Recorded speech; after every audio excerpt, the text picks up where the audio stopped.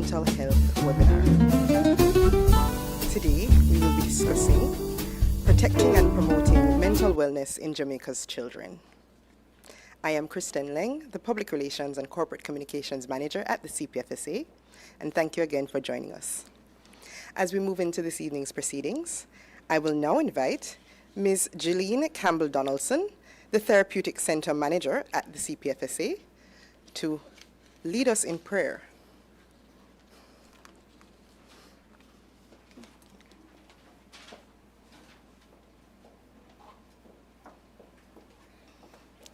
Good evening, everyone. Let us pray. Dear Heavenly Father, we come before you with grateful hearts as we gather for this important webinar hosted by CPFSA. We thank you for the gift of children, each one precious, full of promise, and gifted with purpose. Lord, as we focus on strong minds, bright futures, we ask for your wisdom and guidance over every moment we share today. Bless the experts who will speak, granting them clarity and insight as they provide practical guidance on recognizing signs of distress, building resilience, and supporting our children through life's challenges. We pray for every parent, caregiver, teacher, and professional listening today. Open your minds to learn, our hearts to understand, and our hands to serve with patience and love. Help us to become safe spaces for our children, places where they feel seen, heard, and valued. Lord, we lift up our children to you. Strengthen their minds, guide their hearts, and fill them with hope, courage, and peace. When they face difficulties, may they find support, encouragement, and the resilience needed to overcome. May this webinar inspire meaningful action, deeper understanding, and stronger communities that nurture the mental and emotional well-being of every child. We commit this session into your hands and ask your presence guide us in all we do. In Jesus' name we pray, amen.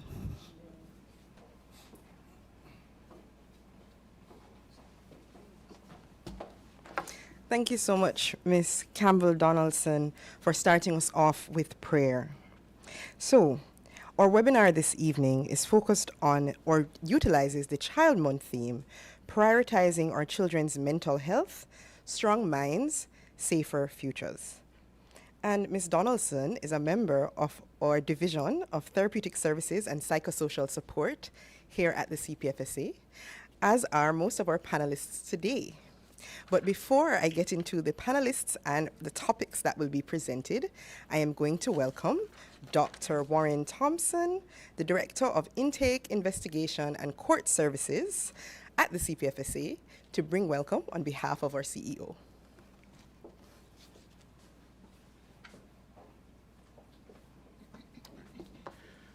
Good evening, everyone. Welcome. I extend welcome to the panelists and to those who have joined through the various social media platforms. And I will now go through the welcome on behalf of the CEO, Mrs. Laurette Adams-Thomas. It is truly a pleasure to have you joining us online via the CPFSA's YouTube channel and TikTok for this very important webinar, Protecting and Promoting Mental Wellness in Jamaica's Children, as we observe National Child and Adolescent Mental Health Day today. Whether you are tuning in as a parent, caregiver, teacher, guidance counselor, coach, aunt, uncle, grandparent, community member, or simply someone who cares deeply about the well-being of our children, I want to sincerely thank you for making the time to be part of this discussion. The fact that so many persons from across Jamaica have joined us is a reminder that children's mental wellness is not just a family issue or a school issue. It is a national issue and one that requires all of us working together. At the CPFSA, we interact daily with children and families facing a wide range of challenges. We have seen firsthand how emotional distress, trauma, anxiety, neglect and violence, and other difficult experiences can affect a child's behavior, development, relationships, and overall quality of life. We have also seen the incredible difference that early support, understanding parents and caregivers, and access to the right services can make in helping children heal, grow, and thrive. That is why it was so important for the CPFSA to host this webinar. As an agency of the Ministry of Education, Skills, Youth, and Information, with responsibility for safeguarding and promoting the welfare of Jamaica's children, we recognize that protecting children must also include protecting their mental and emotional well-being. This evening, our team of clinical psychologists from the CPFSA's Therapeutic Services and Psychosocial Support Division, along with one of our valued psychosocial partners, Dr. Kai Morgan, will guide us through several important topics.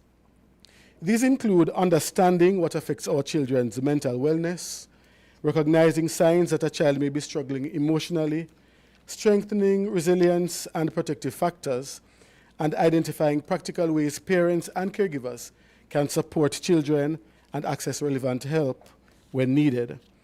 These conversations are especially important because many children do not always have the words to express what they are feeling, and sometimes their struggles show up through withdrawal, anger, poor academic performance, behavioral changes, or other warning signs that adults may overlook or misunderstand. I encourage everyone joining us this evening to listen carefully, ask your questions in the chat, share the information you receive here with others, and continue these conversations long after tonight's webinar has ended. Together, we can create safer, healthier, and more supportive environments for our children. And please remember, the CPFSA remains available to support you, not only on matters relating to mental wellness, but on all child protection concerns. Thank you once again for joining us, and I wish you a very informative and meaningful session. Thank you.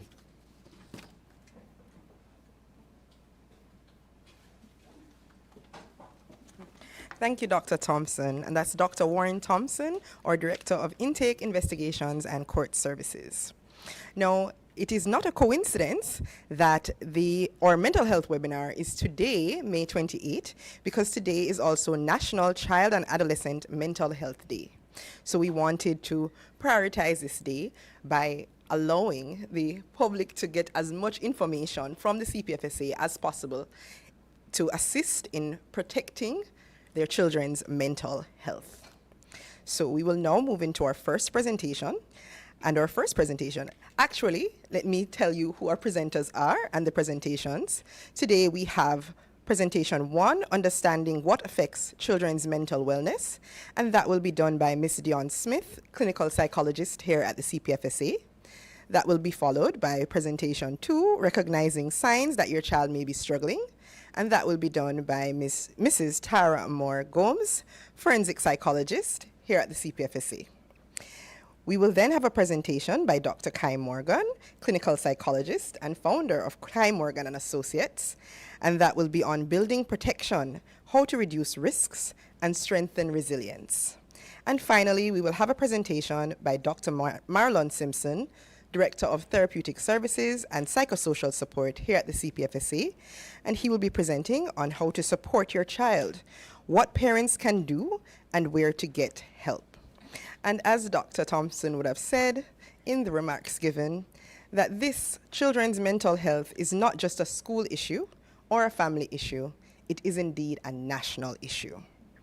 And of course, children must also, when we protect children, we must also include protecting their mental and emotional well-being. I will now welcome Ms. Dion Smith, clinical psychologist, to do the first presentation, Understanding What Affects Children's Mental Wellness.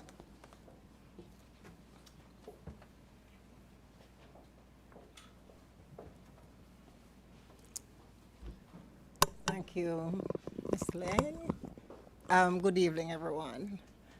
Now, let me see. Oh, that's yours? Where's mine? Not there.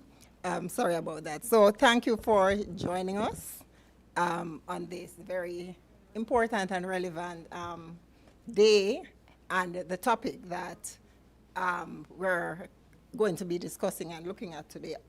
My topic today is kind of going through understanding what affects children's mental health. And before I even get into it, this is not exhaustive at all. We cannot cover in a day, maybe, or definitely not in 15 minutes, all the factors that would affect our children's mental wellness.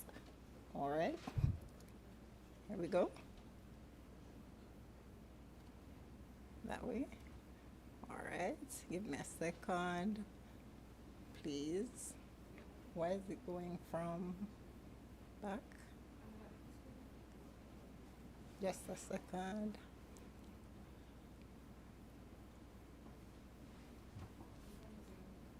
All right, that one is mine. That one is mine. Just trying to find the beginning. Oh, there we go. All right. It's still moving. Yeah. All right, so while technology does what it sometimes does best, I will go ahead and start. Can you find the big thing for me? So mental health, when we speak about mental health, what exactly are we talking about, right? And according to the World Health Organization, it is a state of well-being that enables people, adults and children, to cope with the stresses of life, to realize their abilities, to learn and work well, and to contribute to their community, right? This includes the emotional, psychological, and social well-being. Okay, thank you. Right. So emotional well-being. This is about how one feels, how you manage your feelings. So if you're happy, if you're sad, how do you manage frustration? You know, can you get angry without cursing or fighting? That's emotional well-being. Now the psychological well-being involves how you think, right? So your thoughts, how you process your experiences. How do you make decisions? And then you have the social well-being, how you relate or connect to others. So this is where the interpersonal relationships would come in. And they are not discrete. When one area is affected, all are impacted. All right? Now, some things that will affect children's mental health. And remember, every child is different. Every child is different, but there are some general things that will likely have an adverse impact on children. And we're going to start with something that is sometimes not discussed or not discussed enough, because the mental health of our children is not only affected after they're born. This starts in utero, right?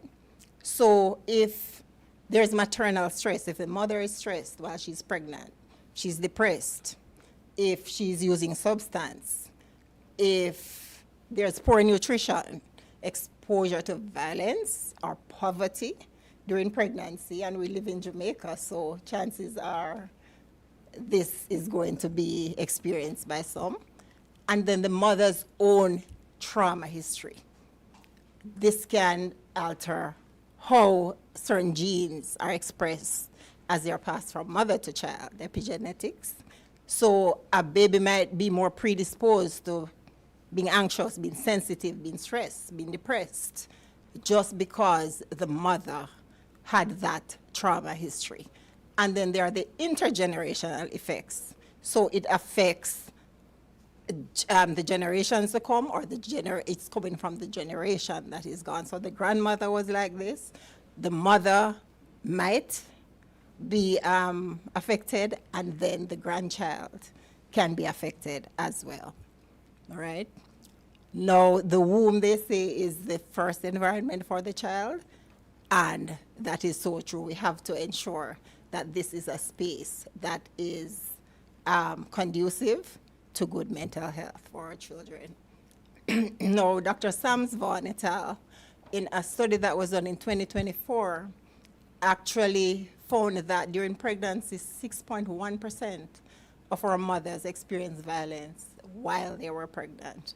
So these babies then would be at risk for mental illnesses. They would be at risk for things like depression, anxiety, right? And other mental illnesses even before they're born. Now, they also found that infants, 9 to 12 months, 43% of the babies were shouted at. Nearly 30% were slapped. And in Jamaica, we have a culture of saying, you know, one little slap not going to hurt, but it can have that impact. By ages 4 to 5 years, the study also found that 90% of children had experienced both physical and emotional violence or abuse. So that is food for thought. Now, looking at some biological and developmental factors. There's genetics, there's the family history. So if, for example, a mother had a mental illness, it could be depression, it could be a psychiatric illness, then this also predisposes or put their child at risk for having the same illness without anything else happening. Just by being born from that mother, this child will also be at risk, right?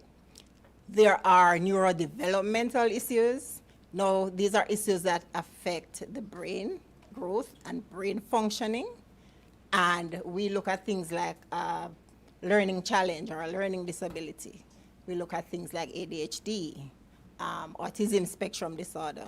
These are neurodevelopmental issues, so it is not something that happened after the child is born, but this is the brain, affecting the brain functioning. It's a biological factor. It's not an environmental factor. It's not because the parent did something necessarily that these issues are there. And then we look at the children's temperament and their individual personality traits. So you have 7 children, I said seven brothers, 7 different minds or something like that. All your children might not be the same or have the same temperament or personality, right?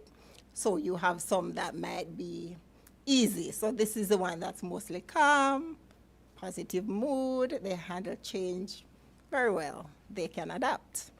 Then you have the difficult ones. So these are the ones that will react intensively, the ones that will pose behavioral challenges. They get easily frustrated. You call them stubborn, rude. And then you have those that are described as slow to warm up. They might be cautious, might be shy, might be withdrawn, you know. But these are just their individual temperament, right? Then we go to what is broadly termed adverse childhood experiences, or ACEs, / trauma. We mentioned the physical abuse, the verbal abuse, the sexual abuse. And for sexual abuse, it doesn't have to be the actual act. Just exposing your children or our children to sexual content or inappropriate sexual content can be traumatic, can affect mental health. And then we have neglect. So we look at emotional neglect. So you are there in person, you're there physically, but there is no warmth, there's no care, there's no love.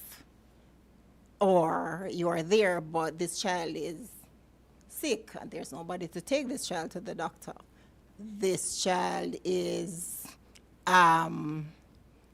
probably hungry, there's nothing there for this child to have, or you are not paying attention to that aspect. So you are neglecting them emotionally and physically. That can affect mental health. Domestic violence, so witnessing their caregivers or their parents having conflicts, fighting, mommy beating daddy, or daddy beating mommy. Again, that has an impact or can have an impact on a child's mental health. Just being separated from their parents, or their parents separating, like in a divorce. And we have a lot of, divorce, mother and father used to live together, now they're not living together. And when you look at even separation of the children being taken from their homes, so they're not safe in their homes, they can't stay at home, we have them in care, that can be something that affects the mental health, all right? Or further affects it, because while they're not safe, just removing them from their parents is another layer of adverse impact or risk factors.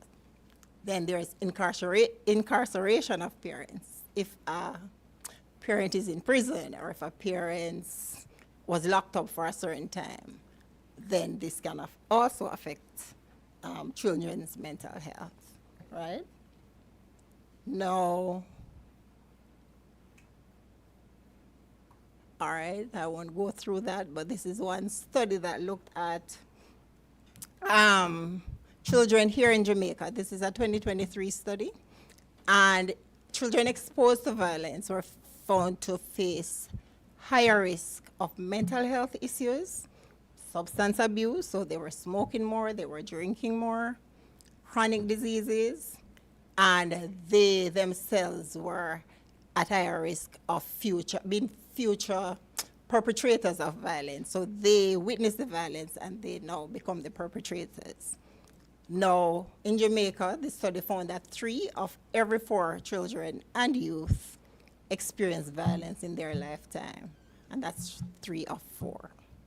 Then there's physical violence, often from the parents and the caregivers, and this affects 1 in 3 children. So we have a culture in Jamaica to say little beating, little slap, as I said, not going to hurt. Sometimes it's not just a little slap, you know. Now, 1 in 2 females and 2 in 5 males witness physical violence in their homes as well. So even if it did not happen to them, just witnessing it would have or can have an impact on their mental health. And then over half witness violence in the neighborhood or in the communities. All right. Next. Now we look at the parent and the family environment. Now, the parenting style. So those parents that are warm versus those parents who are harsh. And this is like a two-way cycle, because if you have a difficult parent, a difficult child, right, then how the parent respond to that child might be different, or will be different more than likely from how the parent will interact or react to an easy child or a calm child. So if the parenting is harsh, that might drive the child to be even more difficult or express more behavioral challenges, more mental health challenges. And while the child is doing that, then the parenting might get harsher, because this is one way that parents are trying to cope or to deal with what is happening, all right? So the cycle continues. Then there is consistency and supervision. Children need consistency, they need supervision. They need limit setting, they need discipline. And if this is absent or inconsistent, that can also affect children's mental health. All right, we spoke about the parental mental health already. living with a mother or a caregiver with a mental illness can affect the child's mental health. Family conflict. So any unsafe or unpredictable or chaotic home environment will or can affect the children's mental health. I anecdotally can remember a student. I was on a bus, and the students were there. They were coming from school, teenagers, and I remember they were talking and they were laughing. And as the bus drew closer to home, some started getting off, and the one that was the loudest, it was a female teenager. And she got quieter and she got quieter. And when there were two of them left, I heard when she hissed her teeth, and she said to herself, I wonder where I can find to go now. Because she was nearing home. Her friend said to her, why would you be going out or finding somewhere to go? And she said, I don't want to go home. Because if I go home, I appear cursing and I appear problem. And just sitting there and listening to that, I've heard of stories similar to those as well.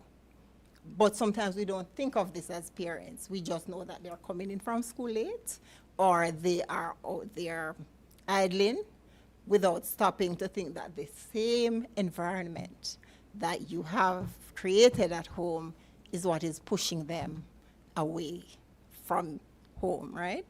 So that is it. All right, coming into the schools. So the bullying, academic underachievement. So you're there and you're not achieving at school, right? You are considered or called dunce. You are not passing your exams. These are things that really affect children's mental health. And again, some of them might not want to go to school, or they might go to school and they're in conflict all the time. There are behavioral issues, and you're saying this picnic is bad, when it is that the demands of the school or the classroom, they can't manage that, right? Now there's the academic pressure. So coming up to Pepsi, SEC, CAPE, or even in the universities, how much pressure are these young people under to pass, right? And if they don't pass a certain course, or pass PEP, or pass for a certain school, what happens, or what they perceive will happen, can affect the mental health, all right? Then there's the peer relationships. Now their friends, or who they are with, their classmates, do they feel like they belong? Do they fit in, or feel like they fit in with their peers? And they will do things, sometimes not the positive things, to fit in or feel that sense of belonging, right? Teacher support. Some children will tell you that they have that support at school, but not at home. And it's the opposite for some. They don't have the support at school. And that can also affect a child's mental health. Now, going on to social media and technology, and we're just running through, cyberbullying, the sleep disruption, the depression that some of these students or children are experiencing because of being on their devices for an extended period of time. Restlessness, looking like ADHD, or anxiety, you know. Seeing others out there and comparing themselves and feeling less than are also things that can affect the mental health, low self-esteem, you know, things like those. And this is another study. No, that's not there. All right.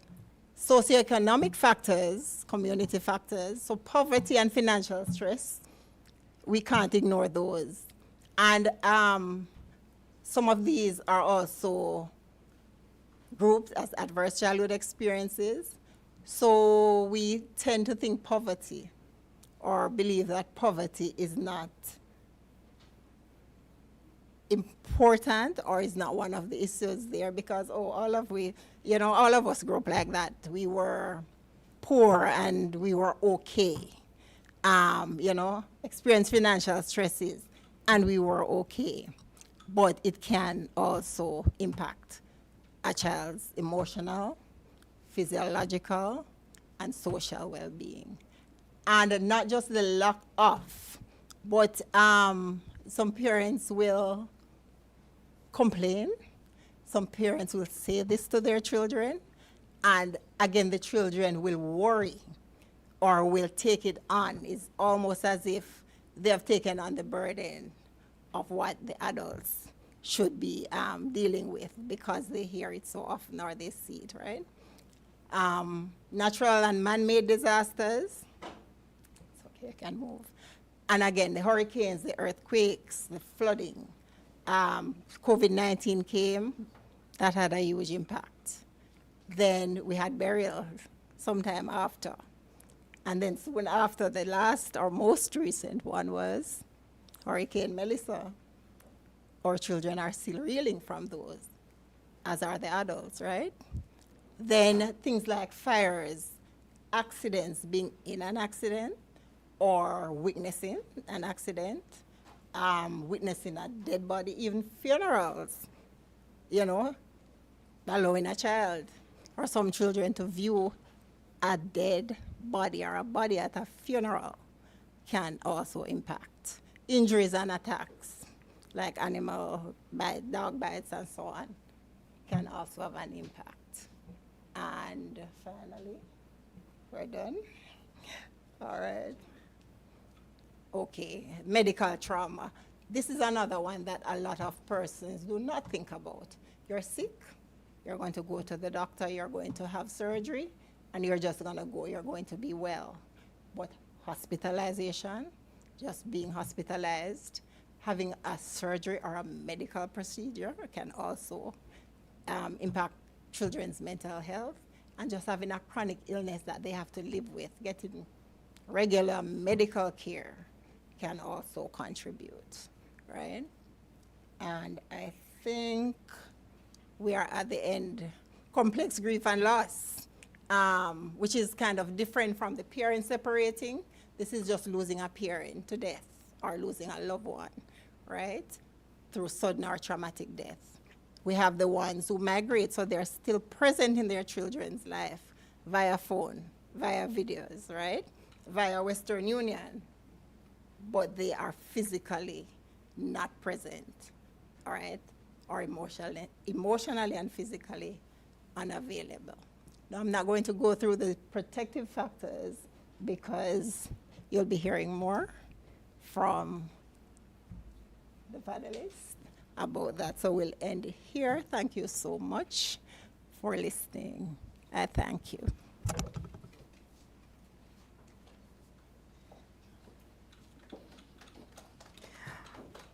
All right. Thank you so much, Ms. Dion Smith, clinical psychologist here with us at the CPFSA.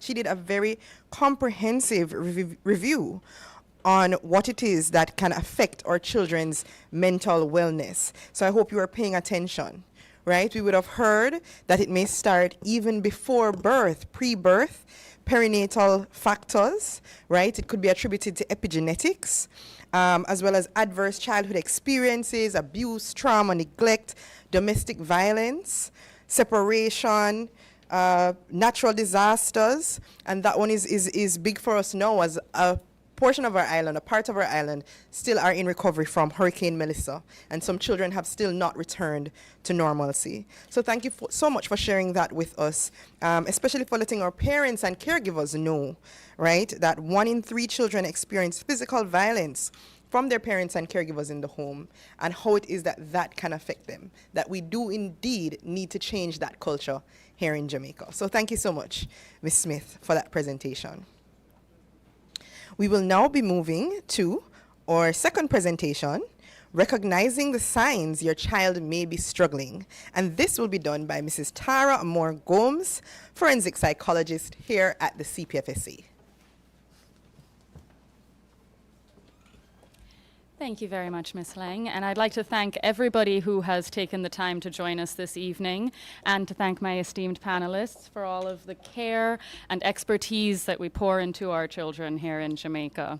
So now that we have learned a lot about some of the things that can impact our children's mental health, I'm going to talk to you about how we can recognize the signs that they may be struggling.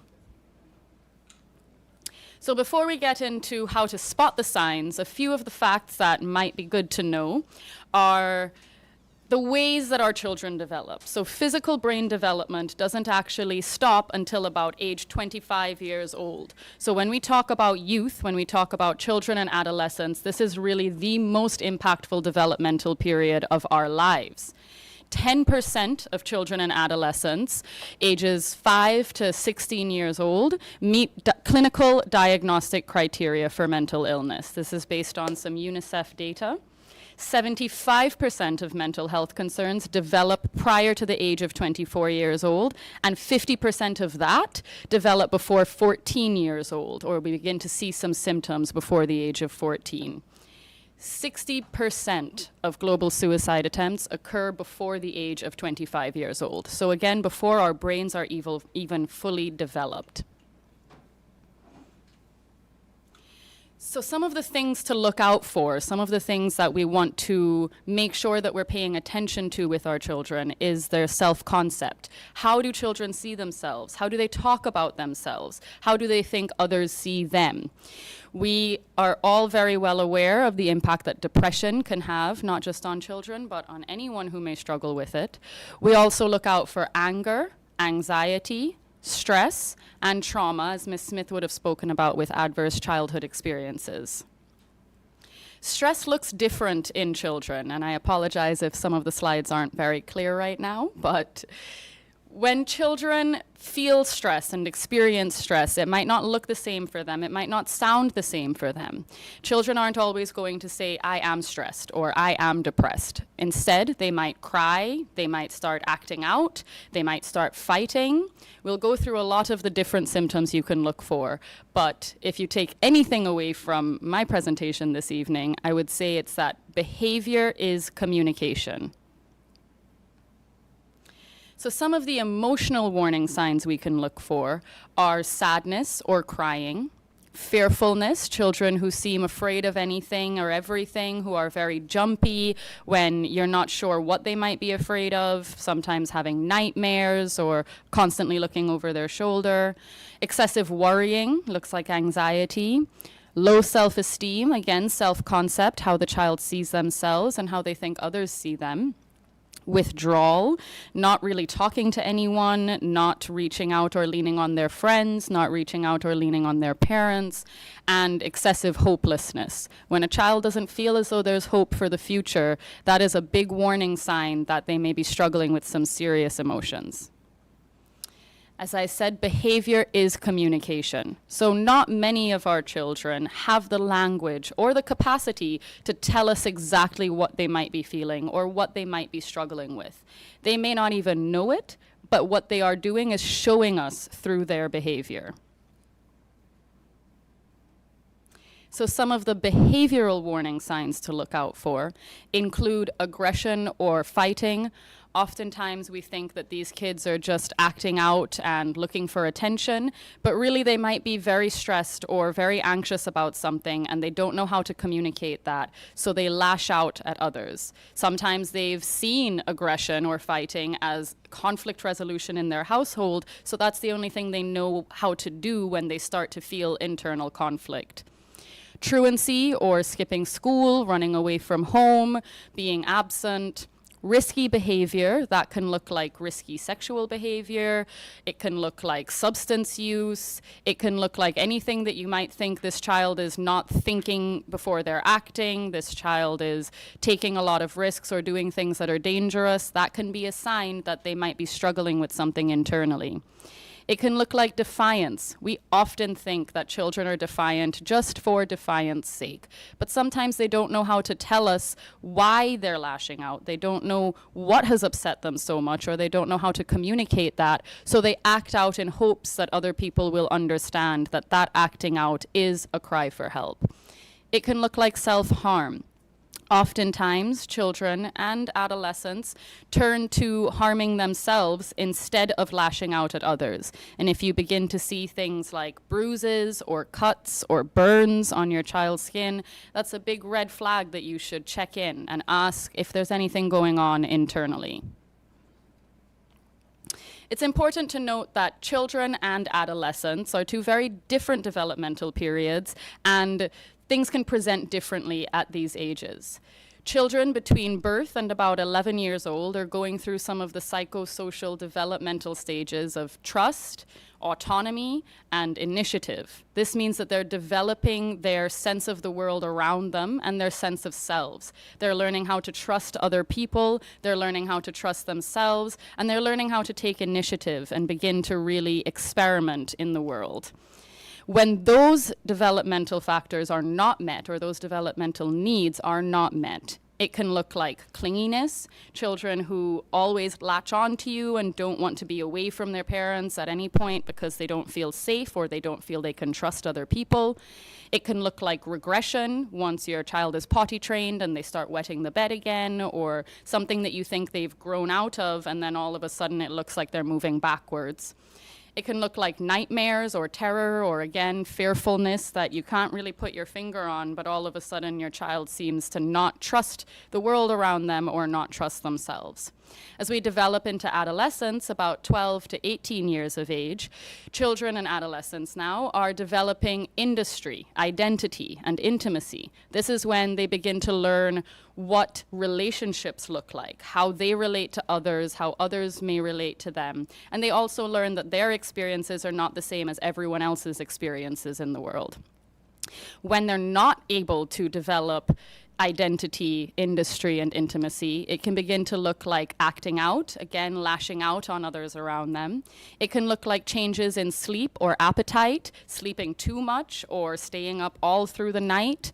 It can look like isolation, really beginning to withdraw, saying that they don't have any friends or they don't want to talk to their friends, saying that they don't want to talk to their peers or their family.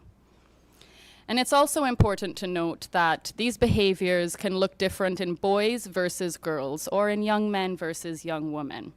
Boys are more likely to externalize their behavior. So though children and adolescents and everyone in this world internalizes what we see, what we learn, and how others treat us, boys can show that by externalizing their distress. They begin to act out, they lash out, and they're looking for people to identify what's going on with them. This can look like aggression, disruptive behavior, hyperactivity, anger, disrespect, fighting, or emotional numbing. How often do we hear that boys don't cry or boys aren't allowed to feel? So instead of allowing themselves to feel what they're going through, they act it out in different ways. On the other hand, girls often internalize their distress. Girls are more likely to think it's all my fault and I'm the one that's wrong in this situation. This can begin to look like withdrawal, again, isolating themselves from other people, isolating themselves from their peers. It can look like inattention. So, for example, in ADHD, attention deficit hyperactivity disorder, while boys are more likely to show hyperactive symptoms, girls are more likely to present with inattention. It can also look like self-harm, over-compliance, so not trusting yourself and just assuming that everybody else has the right answers. It can look like parentification, which means that the child begins to act as though they are the parent. Oftentimes, the eldest sister or the firstborn child has to begin to take on responsibilities that no child should have to deal with at their age. It can look like unhealthy relationships, toxic relationships, and over-sexualized behavior. Some of the red flags to really look out for include self-harm, again, cuts or bruises, scars or burns. It can look like suicidal behavior or threats. That means either attempting or threatening to attempt to try to kill yourself.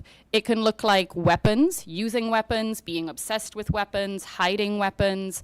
It can look like sexual promiscuity, significant weight gain or weight loss, substance misuse, paranoia, sometimes hearing voices or seeing things that other people can't identify, Again, hopelessness is a very big red flag that we want to pay attention to. If a child tells you that they have no hope for the future, listen to them. Show them that there is hope. Sudden changes in mood, sudden changes in anything. If your child was once outgoing and jovial and social, and all of a sudden they're withdrawn, they're not talking to their friends, they're not talking about friends, it can look like loss of interest in things that they once enjoyed. These are all red flags that we look out for and that we would screen for as mental health professionals, and that parents and anyone working with children should be aware of as well. Again, if there's anything you take away from this evening, it should be that behavior is communication. So even if a child is not telling you how they're feeling, they are likely showing you. Thank you very much, and over to my esteemed panelists.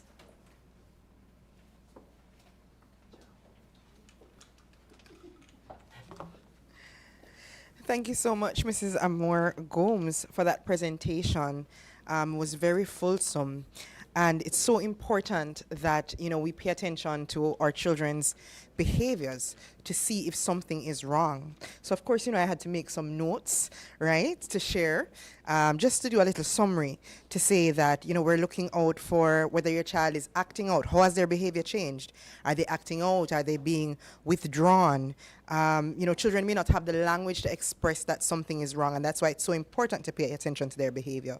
So is there defiance, substance abuse, risky behavior, especially sexual behavior, changes in their sleep pattern, for example?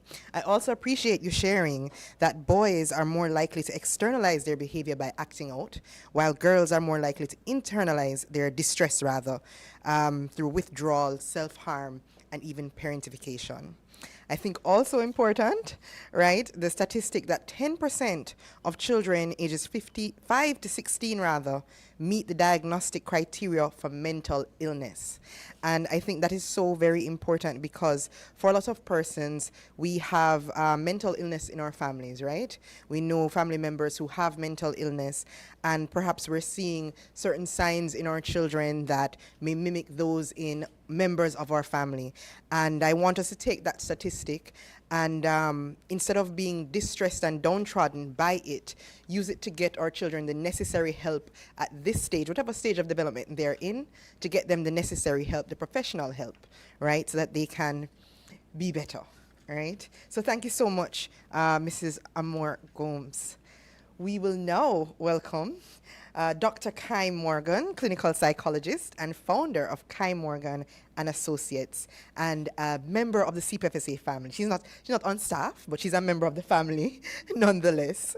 And she will be doing a presentation on building protection, how to reduce risks and strengthen resilience. So you see, we've gotten how to understand what is happening, what affects our children's mental wellness. Then we're taught the signs, what behaviors to look for. So now we're going to go into how to reduce risks and strengthen resilience. Please welcome Dr. Kai Morgan. Greetings, everybody. Thank you for that welcome.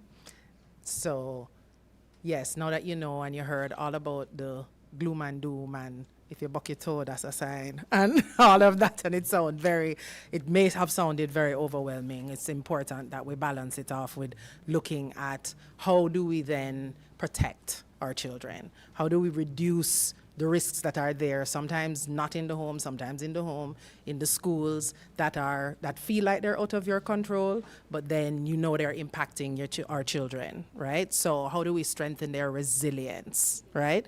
So the first thing is that the early signs are very important for us to note, right? So you heard about some of those signs. We have to be very aware of that, because then that helps us. If we can catch it early, then we can have a better impact, right? As their brains are developing, like you heard, right? As all of that is happening, that they are then, that we identify it so then that we can get the right treatment, right? So the other side of it is the resilience, right? So what provides that sense of resilience for us? What do we need to do? What happens? What does that look like, right? We have the risk factors that you heard about, and we have the resilience factors. So if somebody could change my slide, that would be nice, right? Right, I passed that. Then, yes, thank you. So the resilience and protection, that's important. So what are we talking about? We're kind of talking about, you kind of heard it, because the risks have the other side of it, which are the protective things, right? So if we have family dysfunction and we have chaos and all of that going on in the family, then the protective factor means that we have a good, strong, healthy family system in place, right?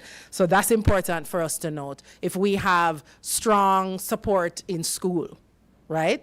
If we have strong, supportive, loving, caring parents, an environment that we feel safe in, then those things are what we consider protective, right? We are being treated well, generally, right? And even if, again, we don't have the good thing about the protective factors, we may not find it, and one of our panelists mentioned this before, if you may not have it in the home, but then there may be like a really good teacher, right? That is looking after you, that's taking care of you, right? So how do we protect our children? So one of the things that I wanted to talk about as well is, next slide please, is how we build it in the home. So more specifically for our parents, right? How do we then create that home environment that makes it safe for our children? Yeah, so some simple things that we can think about. We heard some of it, we heard about the slap, right? About the hitting, we heard about the shouting. So again, on the opposite end, we want to recognize that those things could be harming our children. So we want to reduce some of that harsh disciplining, right? That the way we think about discipline, right? What does it entail? What can we do? Can we praise a little bit more the effort, right? Not when you come home with the 99%, want to the other 1%, right? That we give the effort 99% effort. That's wholly per effort, don't, right? So how are they coping? How are they feeling? Asking them sometimes these questions, right? We notice some of the changes too that were mentioned earlier. If we see those changes, can we ask about them? Can we just be curious? Can we think about, okay, what is this about? What is this behavior saying? What are you communicating, as you heard before? What are you communicating with this behavior, right? Can we also listen a little bit more? You know how we stay sometimes as parents, right? That when you hear something and you hear, say, John, the teacher call and say something, right? That John do this, do that, da, da, da, da. And when John come home, we don't even hear what John have to say, right? We're ready, we just light him up, right? So we need to stop sometimes and just listen. Let's hear what John have to say. John don't have to be right, but at the same time, if we don't hear, we need to listen. Yeah, we listen a little bit more. We heard the importance as well about the structure. And that is important as a protective factor. So keeping routines predictable as best as possible. I mean, life will always be lifing, right? And we don't always get to have it the way that we want it to, but we try our best, yeah? And we also learn, I think for us as well, how to name our feelings. Naming our feelings is something that helps brain development. It brings this part of the brain that does the thinking and the decision making and the problem solving and all of that. It brings it online, right? Because language sits there. And with that language, we're able to reason and all of that. So instead of hearing like, okay, I'm okay, or feel away, or, or bad, or those simple things, we need to kind of help them to kind of name what it is. Because remember what Mrs. Armour Gomez said, that they don't necessarily have the language. So as the adults, then we have to kind of figure some of this out to help them, right? And create moments of connection. We saw a lot of that just after the hurricane.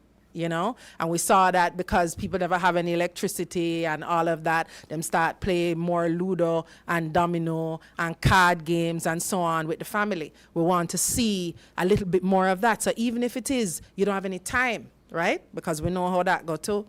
It could be doing a chore together, right? It could be come make we wash the dishes together. Me wash, you dry, or, rinse, or whatever it is. If that's the time that you have, you use the time to do something and bonding with the child. It could be playing some music while you're doing that, right? So we can use some of those moments of connection are important. Okay, so then we need to also understand tools that help us to calm our body. We have to be calm first, right, before we can even help our children to do this thing we call co-regulate, right? It's us helping them and doing it together, right? What do we do? How can we support the stress out brain? How we can get the balance, right? What can we do as parents, right? So we can looking at some skills. We call them tough it out and build skills, right? That are really there to help build resilience to trauma. Yeah, so it is learning how to really self-regulate, right? And when you understand then how your body, your nervous system, what's going on is heightened, you're stressed out completely, then we have to figure out how to calm it. Because when we can't make effective decisions, we don't usually make effective decisions when our nervous system is like that. So some of us, when we wake up in the morning and we're tired and we're miserable, not morning people, is not the best time to make a decision, right? Or when you're tired in the night, or when you're hungry, right? So these are things that we have to recognize for ourselves. So part of that is noticing what is happening, because sometimes you don't even recognize that. So what's going on? Your hands feel sweaty, your chest feel tight, your belly bottom feel like it's gonna drop out. What are you actually feeling, right? What does that mean? What is that emotion? Right? So when your hand feels sweaty, when your belly bottom drop out, what does that mean? Is that anxiety? Is that, let's name it again, right? So we kind of keep going. That's how we are, right? When things feel heavy. But this is what happens. Things get heavy, and we have to kind of do things on a daily basis. We can't wait till the crisis hit and everything reach on top of your head and over your head and you're overwhelmed. It's best for us to kind of do these little things as we go along so that we can kind of stay grounded and stay balanced for our children, right? Next slide, please. So these are some of the skills. So it's 6 skills, right? And I don't know if you can put your phone on and scan it while you're watching there now, but we have them on YouTube for you to help yourself and your children, right? So 6 of them. We call them Check Yourself is the first one. That one kind of involves what I just spoke about, being able to, and all of the skills are really about balancing the nervous system and regulating the nervous system. So checking yourself is the part where you recognize where you're feeling it and what it is, right? We also have one we call Hola Meds, which is really just you being able to ground yourself. So it could be you just take off your shoes and you just feel the earth, right? Or the ground.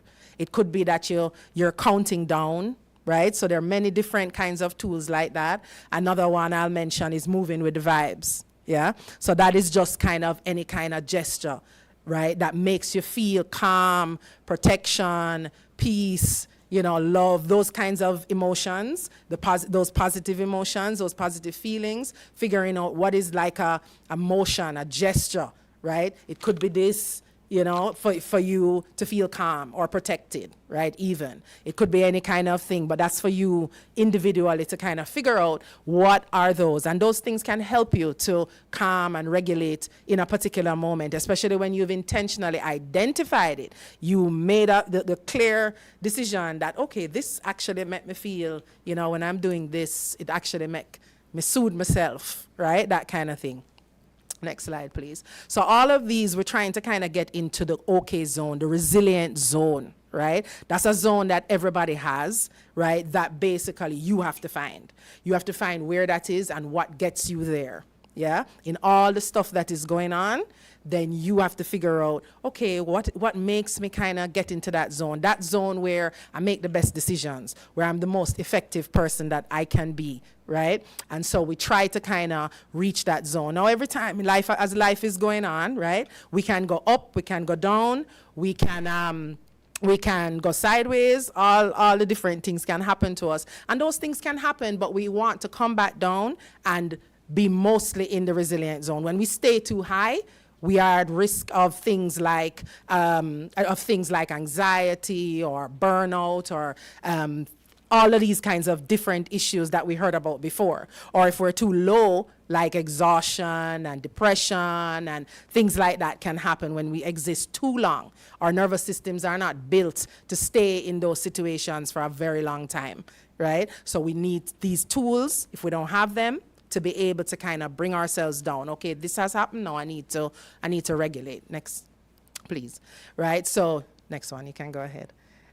So I'm not going to take you through all of the skills, but I talked about check yourself already. So the next one, the feelings. This is important for us, right? So sometimes we found our kids, our people often use words like feel away, right? Okay, good, right? That kind of thing. So we've created this little chart that kind of gives you a little bit of an idea of what some of those other emotions are. There's 16, 16. There's 16 of them up there, but they are not exhaustive. There's a lot more emotions than that. You know that color wheel that you did when you was in school?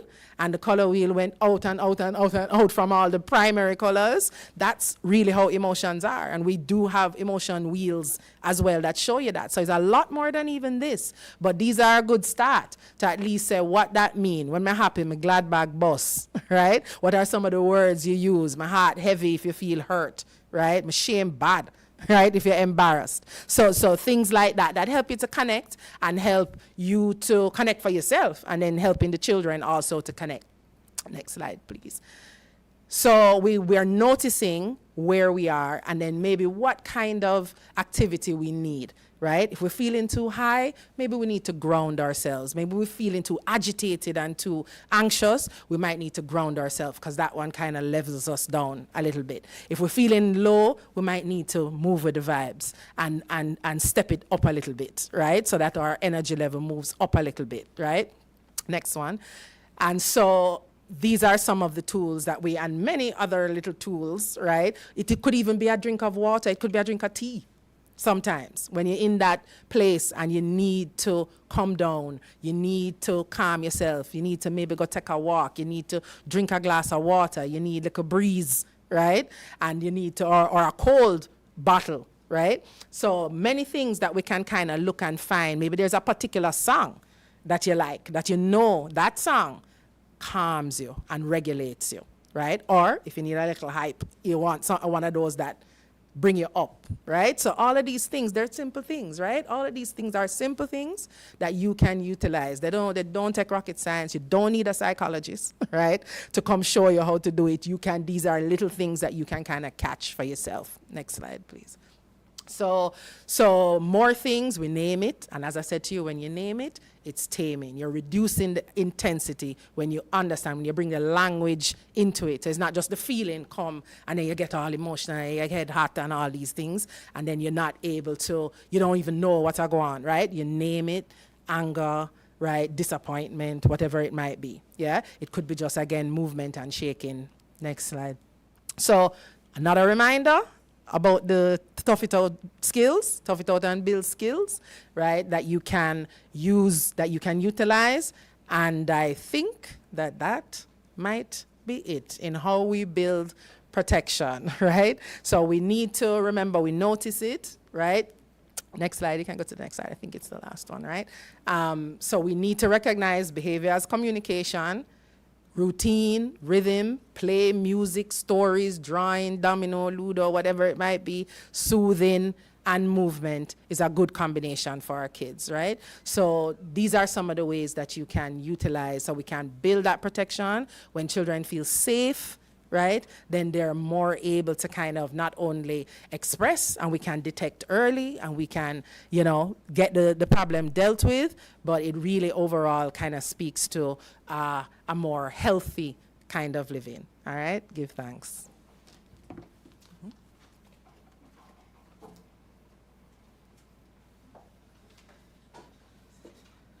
Thank you so much, Dr. Morgan. I think our main takeaway from your presentation is that if we want to build protection and reduce risks and strengthen resilience, it has to start with the parents and the caregivers. They have to be able to emotionally regulate themselves. So parents, you have to check your emotional levels. If you aren't regulated, then how can you regulate or help your children regulate themselves, right? If you can't regulate yourself emotionally, how can you assist your children in regulating themselves? If you can't name your emotions, then how can you expect your children to be able to tell you exactly what is happening? So you need to look within, right, and see how best you can regulate yourselves. And of course, not to take out your emotions and frustrations on your children. I think another takeaway about creating the home environment that can allow your children to thrive emotionally, right, is to listen to them before correcting them. So very important. Reducing harsh discipline, creating moments of connection. And when you mentioned the hurricane and all of that, it really brought back for me, when I was a child, that some of my fondest memories were during the hurricanes. Well, after the hurricane had passed, right? Because that was scary. You and your parents and everybody probably in one room, in the most central room in the house. But after the hurricane had passed and you're waiting on light to come back for that week, 2 weeks, 3 weeks, month, Ivan, we remember. We remember Ivan, right? That there was all of this time to spend with your parents, with your family, building connection, playing games, learning games. My parents would have taught me games that they played as children during that time. So it's so important to create moments of connection with your children. And feel free to have a light gone night every week, right? Every Saturday night, light gone. We're going to pretend light has JPS is out and light is gone, and we're going to do things that we would do during that period, play games, eat tin food, all of these things, right? So thank you so much for that presentation. That was wonderful. So now we are on to our final presentation, but we still have our question and answer segment. So I'm asking all persons online, whether you're on YouTube or TikTok, please just to place your questions in the chat. We really want to answer them. We want to give you as many resources as possible. And as I say resources, I know that Dr. Simpson, when he comes up to speak about resources, I'm sure he's also going to mention Dr. Morgan, right?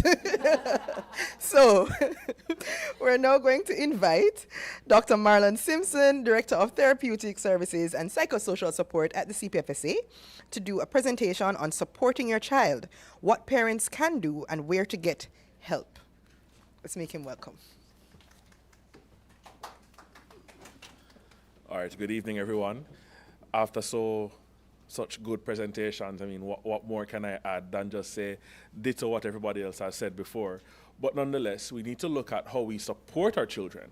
So what exactly can parents do and where to get the necessary help to help them to understand what is happening? Now, I am going to stress you out a little bit. I'm going to give you some terms, but we're going to go through everything together. So we understand that our children's brain, as we had heard before, are constantly developing, changing, and this comes through interactions, different attachments, and even learning styles as well. So we understand also that parental support is important as well, because parents have that amount of emotional regulation and that cognitive functioning to help our children to manage. And so early intervention usually provides that long-term support as well as academic outcomes. So we understand that there are things that happen over time that actually do help our children to develop and to perform better. Now, let's take a little deep dive into what's happening in terms of the brain.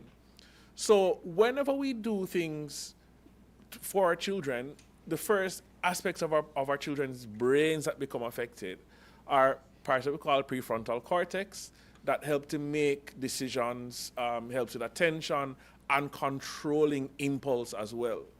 We talk about the limbic system, the emotion center, where we find anger, we find fear and anxiety coming up. But one of the key areas that we talk about is neuroplasticity, the brain's ability to adapt, to change, to evolve positively through positive support or supportive experiences for our children. So, what does all of this mean? Prefrontal cortex is literally the thinking part of the brain, responsible for planning and self-control. Again, we had mentioned the limbic system, so emotion center that responds to stress and threats, and then our brain's ability to grow, change, and heal through different experiences. All right? So it's necessary for us to understand these things so that we know how to direct the help that's necessary for our children. So when we find children having difficulty sustaining attention or following instructions, we also look at things like persistent, what we call emotional dysregulation or irritability. We find that children tend to be more withdrawn or they're aggressive outbursts, as we have said before in the other presentations before. But we want to set the stage for what parents should be able to do when the time comes. So we also try to provide predictable routines and provide that kind of safety for our children. And we try to look at how can we help our children to understand their feelings before we try to think about disciplining them. We try to encourage also healthy communication and active listening. So we're not only looking at the fact that we need to look for help externally, but parents themselves need to be the first point of contact. The parents, the guardians, the teachers, we need to be the ones to identify and begin to help our children with some of these difficult feelings or challenges that they may have. And then we try to promote different things, proper sleep, balanced nutrition, balanced diet, a lot of physical activity. We're now in this social media age where if we're not careful, our children live on the devices and they seek help and support from the devices. And then we try to reinforce skills that help with problem solving. So we had mentioned this before, so we'll just move on to the next slide from this. So what parents should avoid, more than likely, is harsh criticism or emotional invalidation, inconsistent discipline or unclear boundaries. We try not to ignore emotional warning signs, and we do not compare children negatively to siblings or their peers. And then also displaying professional intervention or delaying professional intervention when concerns persist as well. So how do we know when we need to reach out for professional help? When we start noticing that the symptoms are beginning to affect our children in different settings, especially in daily functioning in terms of their own relationships and their performance in school. When we find that the behavior changes are persistent over several weeks. So it's not just a 1 or 2 day change and then they revert. It's a constant ongoing situation. The child then begins to express hopelessness, fear, or self-harm thoughts as well. And there are also concerns related to trauma, abuse, neglect, and safety. So I'm reiterating a lot of what has been said before, but we need to understand that these things do escalate pretty quickly, and if we're not proactive enough, then they can go unresolved and lead to more serious problems. Of course, how can I not mention our dear CPFSA, Child Protection and Family Services Agency? We support child safety and well-being in the Jamaican context. And so parents can contact us for concerns involving abuse, neglect, behavioral difficulties, family crises. There's 211, there's a WhatsApp line as well.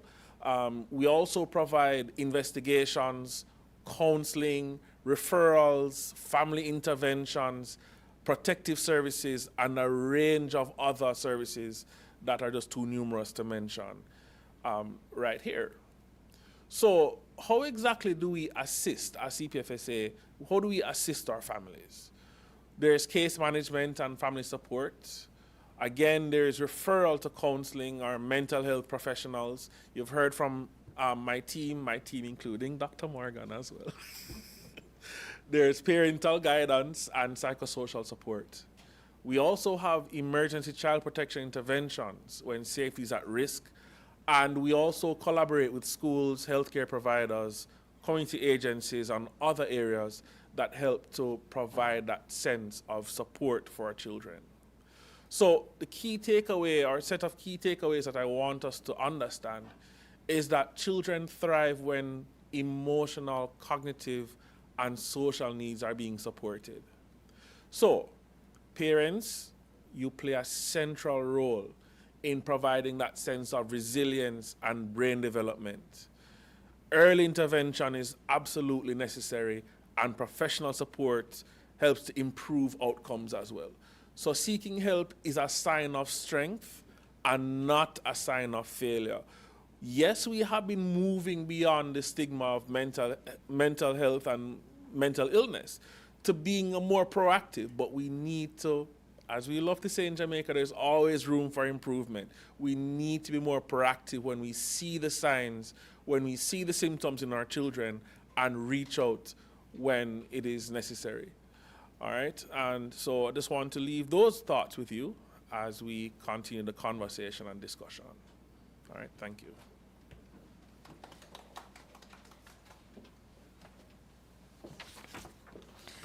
Okay, thank you so much, Dr. Simpson, for that, right? Dr. Simpson spoke to us about neuroplasticity, right? And about the brain's ability to adapt and grow. And I think that that is something that we can look into, parents, caregivers, right? Look into the development, the brain development of our children, see what stage they are at, see what it is that they should be doing, what's their developmental, their ideal developmental goals at this stage, see if your children are meeting those goals, and then perhaps it's time to reach out for help. He also highlighted things that we should look out for definitely, right, to see if we need to get professional help for our children. Things like behaviors that are affecting schoolwork, changes in behavior that are persistent over several weeks into months, and of course risky behaviors and self-harm. So we are asking parents, sometimes we'll hear parents say, oh, I don't understand, when I was this age I would never do this, I would never do that. If you feel so strongly, if this behavior is so foreign to you, you would have never crossed your mind at that age, it's time to reach out for help. So you can contact us at the CPFSA. You can reach us through 211 or a child abuse reporting hotline, but it's also our 24/7 hotline for any concerns that you may have in getting your children help. We also have a WhatsApp line that is 876-878-2882.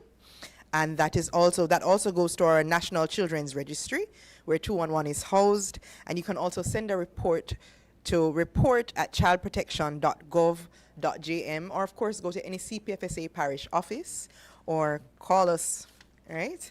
So once you have concerns, you can reach out to the CPFSA or reach out to any other mental health professional that you know that would be capable to assist. So thank you so much for that, Dr. Simpson. So we are now going to move to the question and answer segment. Right, so we are waiting. I am awaiting the questions from socials. The red one. Alrighty. Thank you so much, my kind assistant. Right. I wasn't told previously to walk with my phone. I didn't want it to, make any noise up here. So, our first question, and this is from TikTok, right? How can a parent with children having these behaviors get help through the CPFSA? Okay, and I think I did just answer, but I will say it again. Parents who need assistance can contact the CPFSA, reach us through 211 or on WhatsApp 876-878-2882, or send a report to report@childprotection.gov.jm. Now, I know a lot of persons are hesitant in reaching out to the CPFSA. They are thinking, oh, it's going to launch an investigation, I may get in trouble, there may be an issue, I don't want anyone to take my child. And I want you to know that that is never our focus, that's never our goal, right? When you reach out to the CPFSA and say that you're having behavioral issues with your child, What we want to do is we want to ensure that your child continues to be raised in a loving familial environment. And if you are reaching out to us because you're so concerned, we know that that concern and that love is there, and we want them to be there with you. So we do have our child and family support unit, which helps to prevent children from coming into state care by providing support and resources. So reach out to CPFSA, give us a call at 211, or send a WhatsApp, or send an email to report@childprotection.gov.jm. When that report comes into the National Children's Registry, it would be then sent either to the Child and Family Support Unit or to our investigations unit for them to action. So please reach out to us if you do need help. Okay, our second question is, what do parents do if they have tried everything and their child just appears to be uncontrollable? Okay, Tilda must take this one. All right.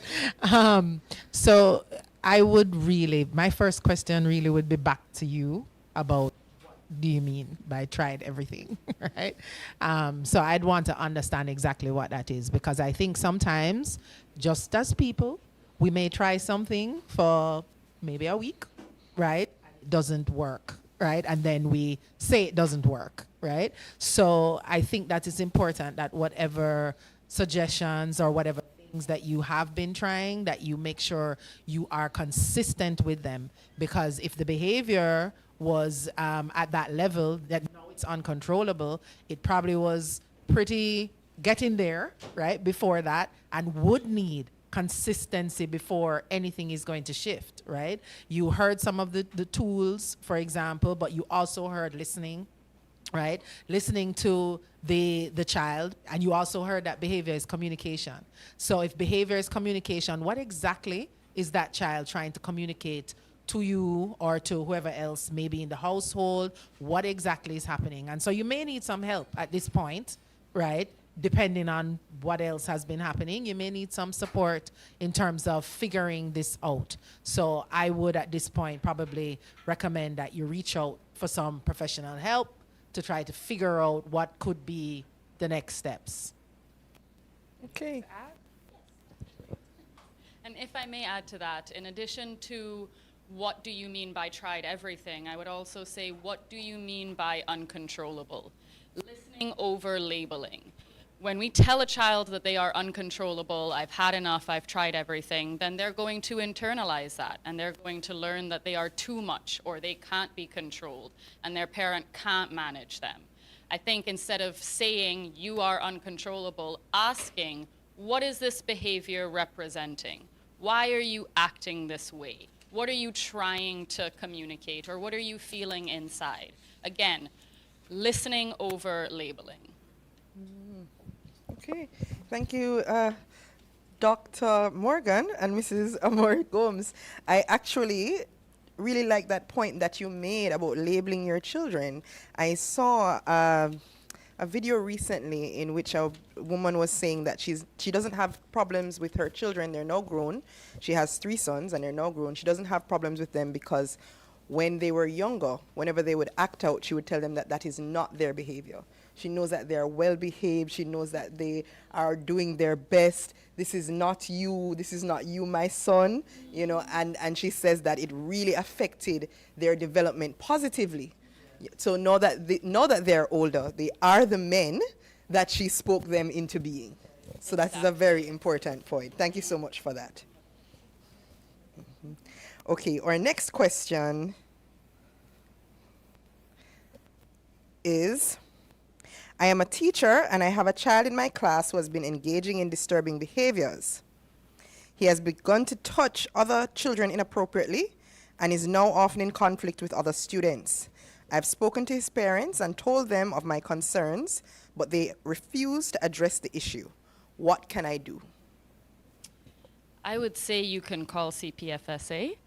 Again, behavior is communication, and for children, children don't learn these behaviors by accident. We do what we see, and if it is that you're reaching out to the parents and they don't seem to see a problem, or they're not able to help the child curb that behavior, then maybe we need to begin to ask, where are they learning these things? Where is this behavior coming from? And again, what need are they trying to have met? So even though it's inappropriate, that kind of reaching out to other kids, that kind of touching and looking for attention and affection can be a need that is unmet.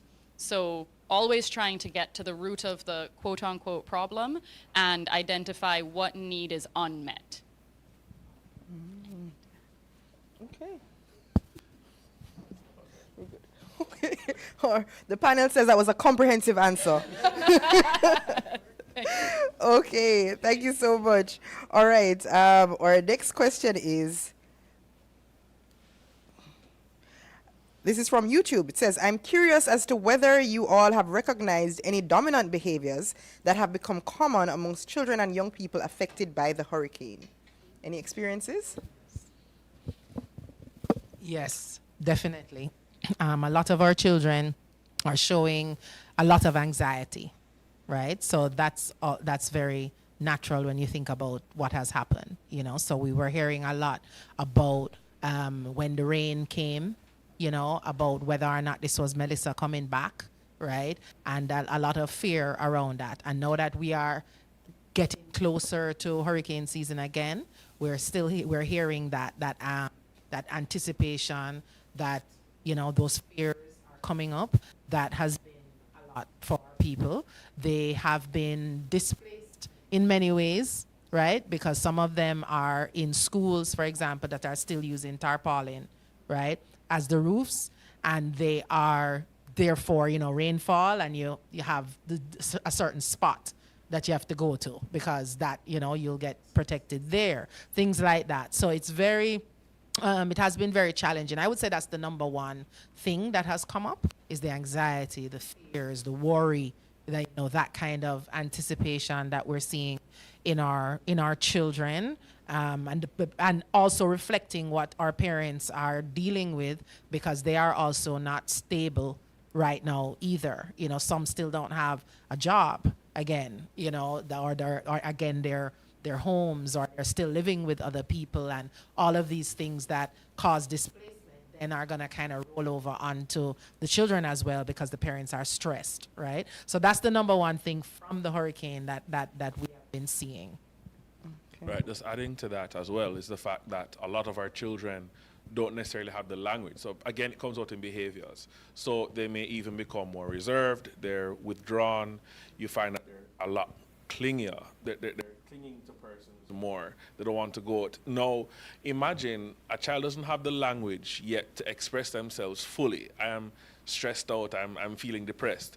Now, added to that is a hurricane situation that they have never perhaps experienced before. That compounds it even more, and so it impairs the language even more. So how do I even explain what's going on? And so there's that sense of, I just don't know what to do.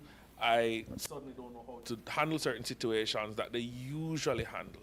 So those are some things that I've seen as well with some of our children. Okay. Thank you. Just to add briefly to that as well, we've spoken a lot about negative behavior, or behavior that we might label as negative, but it's also worth noting that play is a language that children use as well.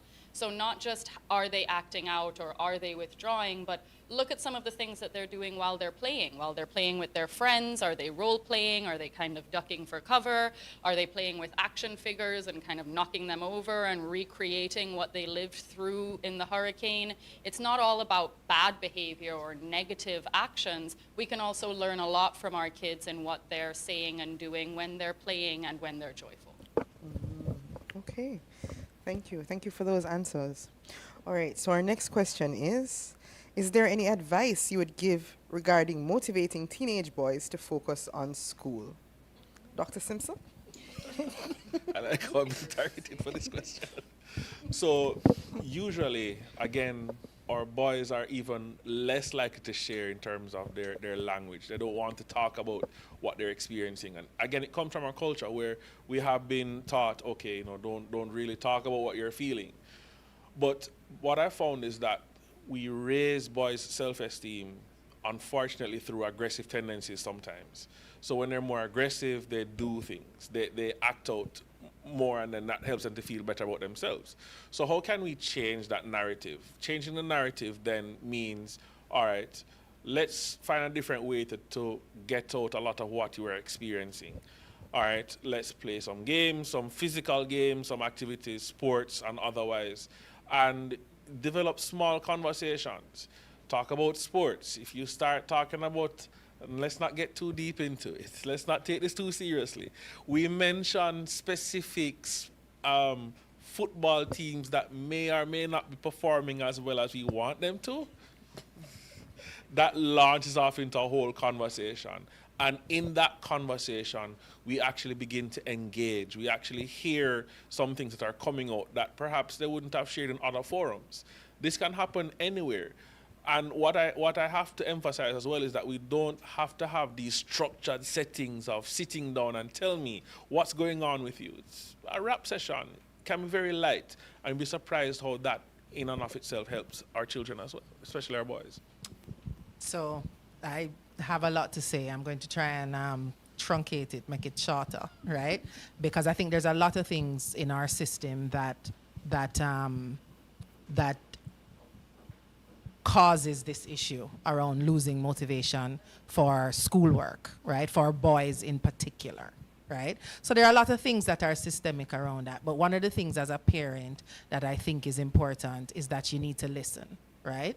Because you need to listen to what that child is saying about what is happening, why they are losing that motivation, as you call it, right? To really do the schoolwork. So there are things, what is happening? What are their goals, right? What are their goals in terms of maybe a career? I'm not sure what age you're talking about, but, you know, are they have an idea about that? Are they not finding the relationship between what they're doing in school? You know, it doesn't fit what they want to be doing, you know, when they do leave school, etc. And when you understand really where this child is coming from. Now we know we have to go to school, right? We know that every child can learn and every child should learn, right? And will, right? We know that, but how now is what we have to help and figure out as parents. Like, how are we gonna help? But we can't help unless we understand what it is or where is this child coming from, right? Is it just that, you know, there's just no question, there's no talking, there's no listening around this thing? You just have to go to school and go study your book, right? And what is underneath it? What is this behavior again? What is this behavior saying, right? And so when we understand that, then I think we can be able to have those conversations and be able to understand where now we need to engage a little differently, because, brethren, you have to figure out the school thing. We have to go through this anyway, regardless, right? And then we can take this step, that step. What can we help as parents to then help those little small steps that then that boy is going to take to then be able to kind of get through the process? Or is it a struggle? Or is it just like, I'm not getting all of this and it just seemed like all gibberish to me? Or what's going on, right? So that we can then help. So all of this, every question that you've asked us, we start with, you need to listen and understand what is going on, right? What is going on? Because that's how we're going to then figure out how to then address the issue. And again, just to add, as Dr. Morgan said, every child can learn, every child will learn, but not every child will learn exactly the same way.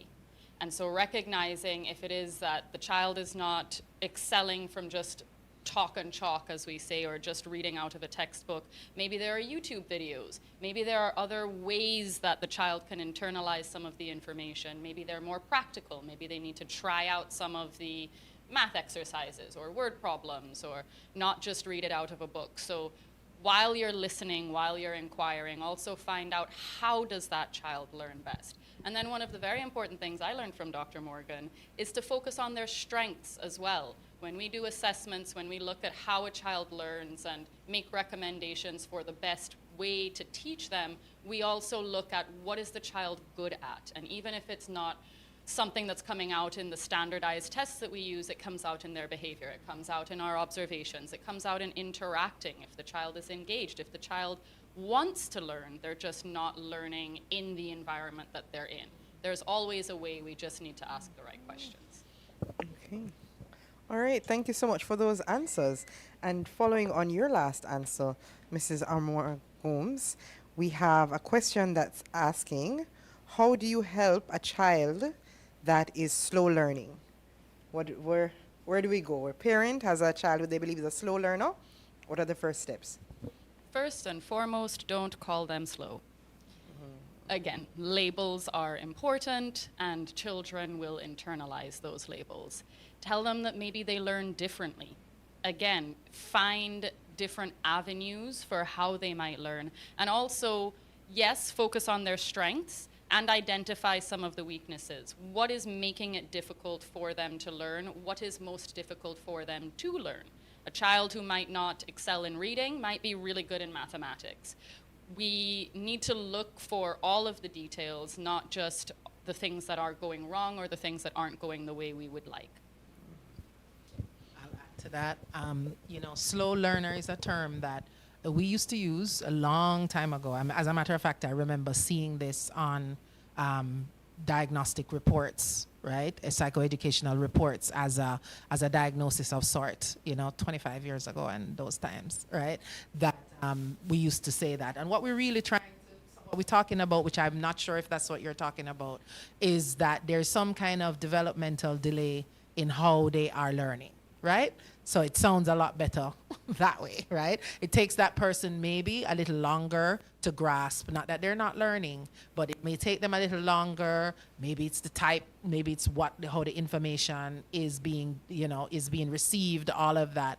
And so you have to actually understand that again. So we'll go back to that again. You have to understand what is actually happening, right? Because is it visual? Is it auditory? Is it spatial? What is it, right, that is actually affecting the child's learning process, right?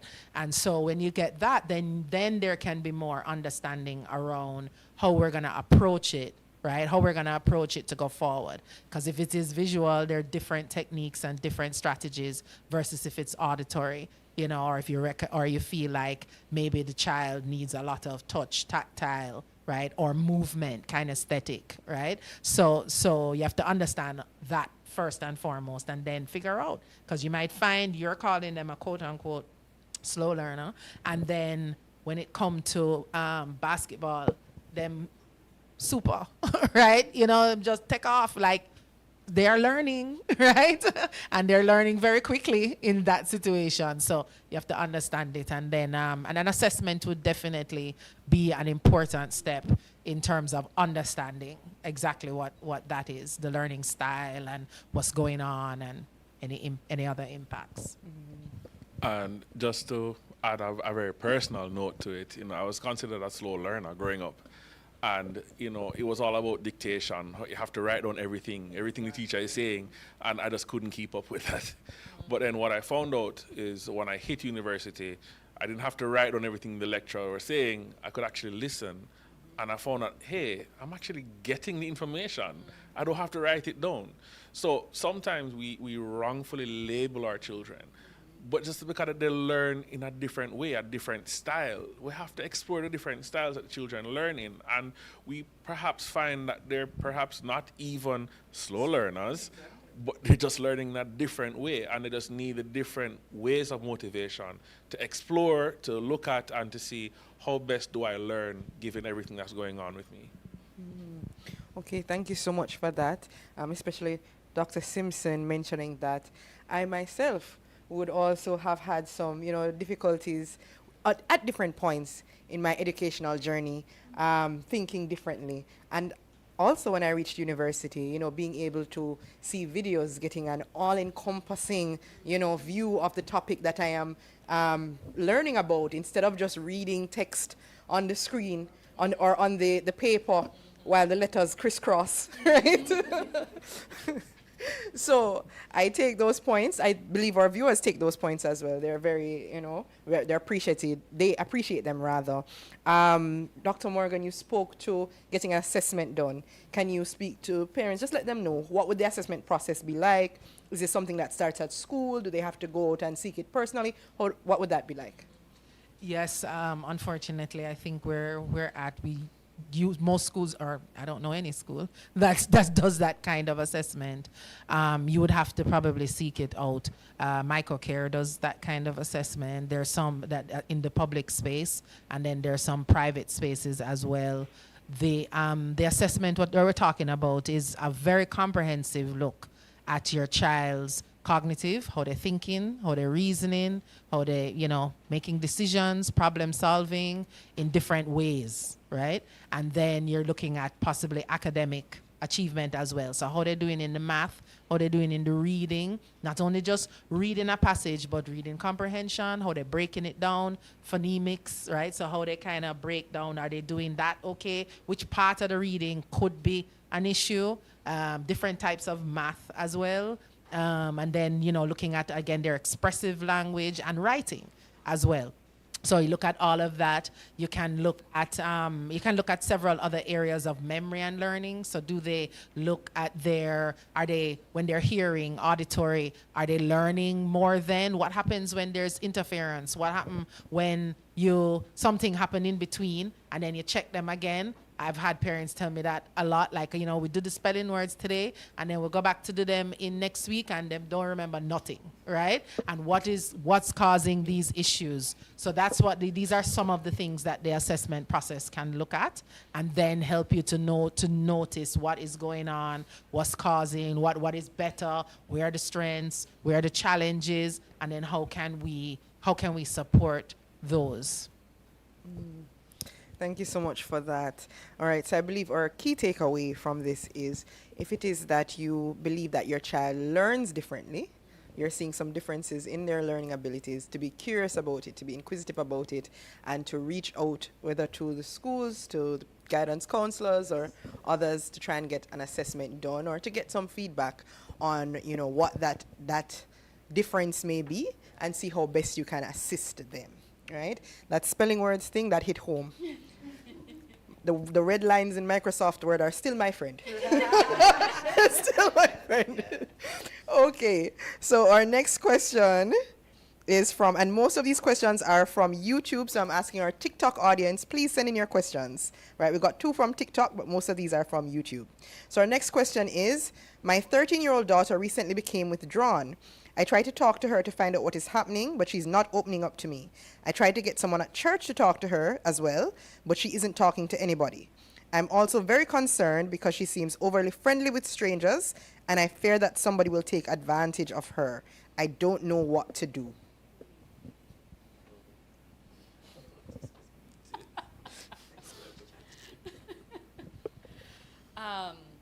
I think a very important question to ask your daughter and to ask yourself in that situation is, when did this behavior begin? What may have happened? When did you first notice the withdrawal? Is there anything that you can identify that changed significantly for her in that period? Is there anyone new in her life? Are there any things that might be happening that you might not know about? And I want to commend you for asking someone at church to talk to her as well, for recognizing that even if she might not be able to or want to open up to her mother, there are other people that she can lean on. Again, she might not have the language. She might be showing you through her behavior, through the withdrawal. So it could be a good time to reach out and seek professional assistance as well. I think so. Ditto. That was a good answer, right? But I think also that you said something that she's friendly with strangers, and that kind of stood out a bit.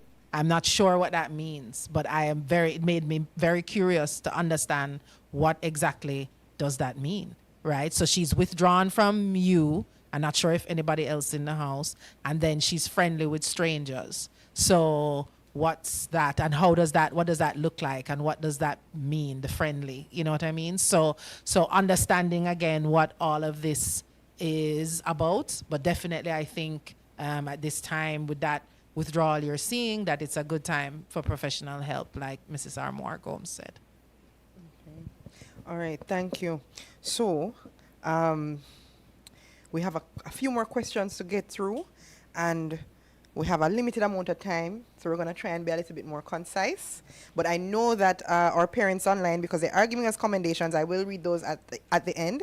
So they are appreciative of the information that is being shared. So don't be too concise, right? Okay. So this now comes in from YouTube. My 8-year-old son broke down in tears and cried all day on Monday. This is after moving to a new community, as we lived under tarpaulins for 6.5 months in Western JA. How do I help him? He never cried during the time we were under the tarpaulins, and he says he is happy that we moved, yet he says he is depressed and confused. And he's 8. What a wonderfully emotionally sensitive child, first of all, right? An 8-year-old to be, I don't know if those were the exact words he used, but clearly there's a lot going on with him and he's expressive. So that those are great things that we hear right off the bat, right? And so he's struggling through something with that change, yeah? So even though you were under that tarpaulin for a long time, right? 6 months. So there may be some comforts that he has there for whatever reason. I don't know about the space that you were in or anything, but maybe there's something there that's comfortable for him, that's just disrupting him just a little bit to have moved, right? Even though it may seem on the outside that this move is more stable, you know, but there may be some comforts that he's getting. So again, understanding what's going on. He seems very articulate. So, you know, giving him that opportunity to just kind of talk to you about it if he wants to talk to you about it, and just kind of sharing, like, what's wrong? Do you miss such and such or this and that or whatever it is, what's going on? Because he cried the whole day. That's a long time to cry, right? So we have to kind of understand a little bit more, I think. And again, if you're not getting through at that point, if this behavior, watch this behavior, and it may be time to seek some help if he's not adjusting, right? Because he could be adjusting to the new environment in his own way, and with his own personality and his own emotional makeup. I think to the parent or parents also need to share some of their own experiences. Well, I'm happy to, maybe I'm emotional as well. So you begin to show that humanness as well. And I think that children really respond when they find that their parents are also human beings as well. I mean, definitely children growing up, they see their parents as superhumans and superheroes. But hey, mommy and daddy can have bad days as well. So it's sharing those experiences, saying, hey, I also have some of those feelings, but I want to understand what you're experiencing as well. So that gives them that avenue to say, okay, well, all right, mommy, daddy, auntie, uncle, grandma, grandpa shared. So I think I can share some aspects of what I'm experiencing as well. Okay, thank you for that. All right, so in referencing our previous question about assessments, someone on YouTube says, I took my son to Michael Care. I learned a lot from the discussions. He's in university now. Right, so they're giving a testimonial, right, for other parents to take note. All right, so we have a question from TikTok. Good night. Is it okay for a parent to cry before their kids when they are stressed? Is it? Absolutely, it's fine. I'm learning. It has to come with the communication, right? It has to come with helping them to understand, because that can be very distressing for a child, and it depends on the developmental stage of the child also, right? So where is that child at?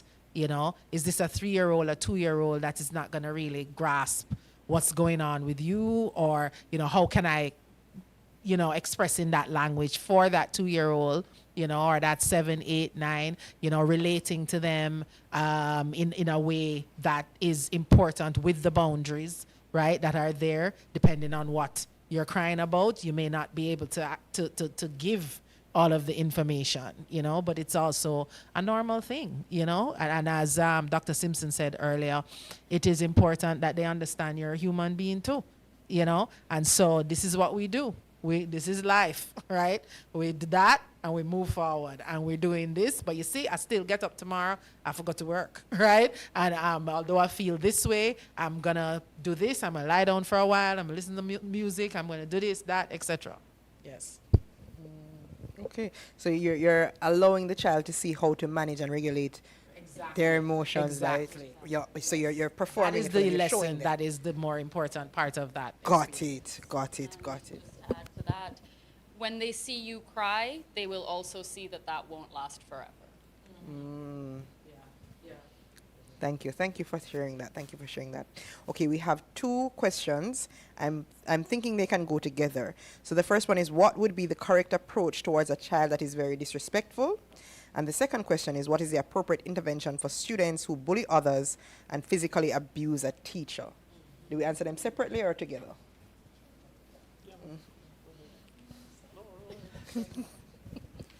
Well, again, I think we've learned a lot tonight about externalizing behavior and understanding that a child who is bullying others may or may not have been bullied in the past, may have learned that lashing out at others is conflict resolution. A child who is disrespectful of authority might not have authority figures in their lives that have taught them self-regulation, that have taught them respect. I think recognizing that children have a lot of difficulties to face today that we may not have experienced in our childhood or when we were their ages. So recognizing that how they're acting is a manifestation of something that we might not even be able to relate to. Obviously, we want children and people to be respectful. And the best way to teach that is to model that, to be respectful yourself. Even, it's very difficult to say be respectful of someone who is disrespecting you, but you have to really be able to teach that even when someone isn't treating you the way that you want to be treated, they are human, they are worthy of respect, they are worthy of being heard and listened to.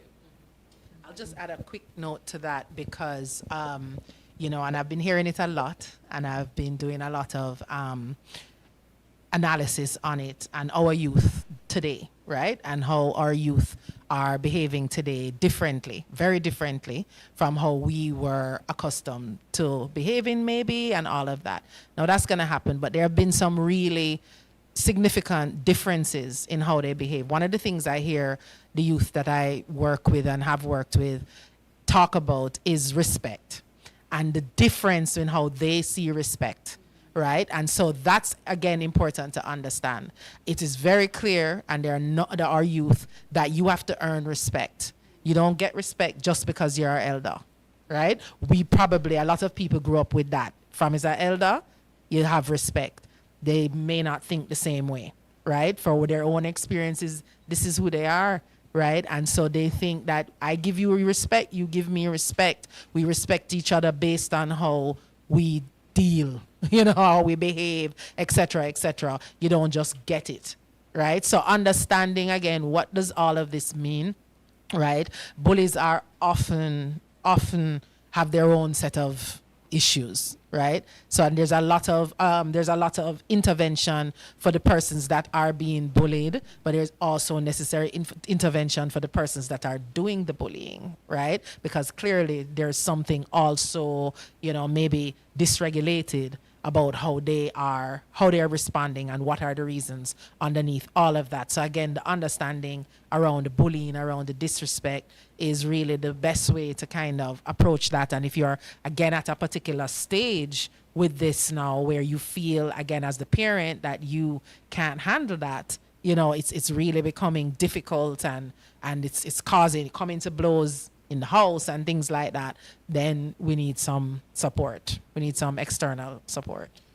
And it's also important to understand that we can't fight fire with fire. If you're shouting, I'm going to be shouting at you. It's not to say that we're going to sit back and you shout at me and I'm going to be, okay, how does that make you feel? No, we're going to sometimes be very, very sharp with our responses. We don't talk like that. Then we move into, okay, where is all this coming from? Because this is not typical behavior. You know, how can we address this? What are some things that we can talk about? What is behind that mask that you may be wearing that's positive as anger, and explore that in greater depths. Okay, all right. Thank you for those answers. We have another question. Does CPFSA run any prevention slash empowerment programs for schools, parents, and communities to tackle neglect, abuse, and family dysfunction proactively? So I think I can take that question if you guys don't mind. So, so yes, we do. The CPFSA works with multiple other agencies, right? As well as we work with our community leaders, our church leaders, or schools.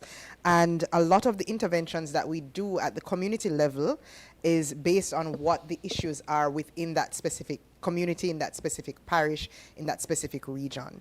So while we do have our CPUs, I'm writing it out trying to remember what it means, right?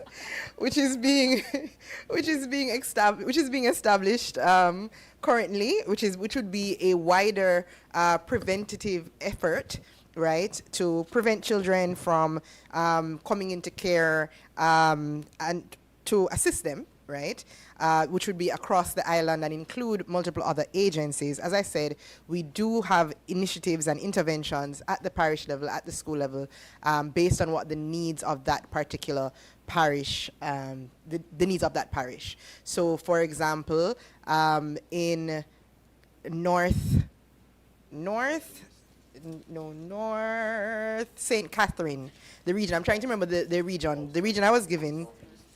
No, this is the police's region, right? I was given it by Ananda Alert. Right.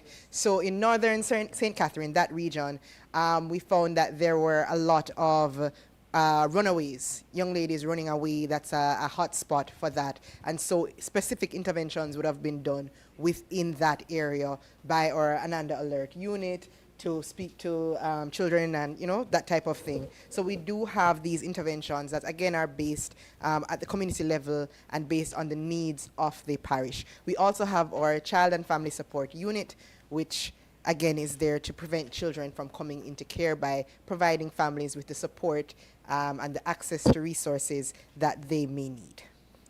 All right, so that is that question. And I'm going to call it our final question for this evening. What advice would you give to a parent who wants to do better in supporting their children, but doesn't know where to start and is afraid of being judged by professionals? Yes. Why would professionals judge them? Maybe that's where we should start. Yeah, that's what I'm like. Which professionals, right? Not psychologists, right? Because there's no judgment. Certainly, you know, we have had parents come into our office and tell us what they've done, you know, and because they're there and they're clearly ready to and open to finding a different way to do it, then there's no judgment, right? So I'm not sure. I'm sure that there's possibilities for professionals to be judgy, right? So I get that, you know, but you opening the space to be ready for a shift, I think, should really make any professional want to just kind of envelop you and engage with you because you want to make a shift. That's my thought on that. My thinking as well is that the language that we use, not necessarily as psychologists, because we use our perfect language, but sometimes persons would say, you need to go and get help. You need to go and see a professional, you need to go and see a psychologist. And those are scary terms for some persons. Yes. So when you say, hey, I don't have the skills to help you, so let me find someone who can assist you to help to give you voice or to help you to use your language. Those are some things that are good as well. But I think it's the initial coming in, you're hearing, you're going to be meeting with, and then sometimes even what we see on television at times, where persons are saying, oh, this is what a psychologist does. We sit down and we write notes and how does that? You know, so we have to be very careful of what we absorb and how we perceive our helping professionals to be in that sense. And in terms of how we perceive and what we absorb, Also remembering that we are modeling anything and everything to our children. So if we're teaching our children, or if we're behaving in a way that opening up is a weakness, opening up opens us up to judgment, even and especially by professionals, then maybe what our children are learning is that even if I open up to you, I may be judged. Even if I open up and allow myself to be vulnerable, then there is a fear of judgment. You know, bravery is doing something when you are afraid, not despite the fear. And it's the same with vulnerability. Even though we are not going to sit here judging you, if you are afraid of being judged and you open yourself up to that anyway, then you are teaching your child a huge strength. Thank you so much for those answers, especially that last one regarding bravery. I think that it is so important. You know, some things we find so hard to do. As you said, you know, there is almost a stigma about, you know, seeking out help, mental help, even for adults. You know, but if you have so many parents are afraid to, quote unquote, admit that there is something wrong with their child. That's not what it is, right? But if it is that you recognize that your child needs help, we recommend that you do the brave thing. It's hard, it may feel so distressing, but just dial 211. Once you put in 211 and the phone ring, you just make it play out from there, right? That's the first step. And you don't have to worry. I know some persons are afraid of persons finding out, other children at school, their neighbors, their church sisters, all of that. But you see, once it is that you get the help for your children and you're seeing how they're improving and their behaviors are improving, you realize that it doesn't matter, right? And our mental health professionals are not only known, but I believe mandated, right? to be confidential. Thank you so much. To be confidential, to work in that space, right? To be confidential. So you don't have to worry about that information being leaked. So just dial 211. Give us a call, start there, and then, you know, we'll see how it plays out from there. Okay, so this is officially our last question because I got a message that has last question in bold, right? So this is officially our last question. And it says, how do you balance disciplining a child while still making them feel loved and emotionally safe, especially nowadays when some children react very strongly to correction and parents fear pushing them away? Take that one. All right. So it's important that you, first of all, they're not mutually exclusive, right? Meaning you can discipline and still show love, right? That discipline is love, right? Is an outpouring of your love. And so as long as this is not, because, you know, Jamaicans, we say discipline and we really mean beating and such and shouting at you. That's not discipline, right? Discipline is actually a corrective action. Yeah, so that you're kind of saying, okay, this is what we're gonna do. You know, like how you used to get lines if you might go, you did something wrong and you get some lines to write, right? But it's supposed to actually teach you. You're supposed to write this particular line is an affirmation that you're supposed to write about what you did. Yeah, so it's directly linked to what you did. And it's a corrective action, right? That you're supposed to be learning as you're writing it. Now, you know, might not have always learned that, but anyway, right? But the reality is that once you're disciplined in that way, children actually get that message, right? It's not harsh, and you're not and harsh. What I mean by harsh is aggressive, right? Is aggressive in its tone, yeah. So, but it's very corrective, and so they understand clearly. Listen, this is the consequence for that. As a matter of fact, it's very important that you actually discuss these things before. When children are clear, right? Listen, I did this. I didn't come home for the curfew which at 11 o'clock, and I came home 1 o'clock, and I know what that means, right? So the consequence is very clear, right? So you knew it before, you made that decision, and this is going to be the action after. It's quite simple, and those things are quite important to kind of conveying that reality that you are disciplining from a place of love, you know? Right, definitely. And I mean, one of the other important things as well, to kind of piggyback on what Dr. Morgan was saying, is have the children involved in your rule making. So, okay, these are the rules. These are the consequences, and we all agree that these are the consequences. So it's not a surprise. Oh my gosh, mommy or daddy went all out on me because I did this. It's having that predictable, okay, we know what the consequences are.